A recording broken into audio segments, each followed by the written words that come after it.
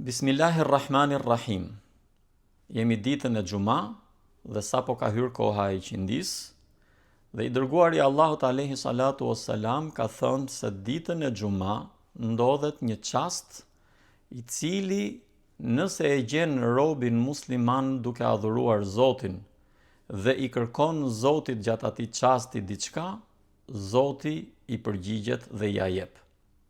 Dietarët kanë thënë se koha që shpresohet më së shumti të jetë ai çast ditën e Xuma është koha pas iqindis. Dhe pikërisht pas iqindis dhe para akshamit është edhe momenti për cilin pejgamberi alayhi salatu wasalam ka thënë për agjëruesin se përpara iftarit apo gjatë iftarit ka një dua e cila nuk i refuzohet. Ndaj t'i shfrytëzojmë këto dy momente, t'i kërkojmë Zotit të na falë, të na mëshirojë, të na përmirësojë.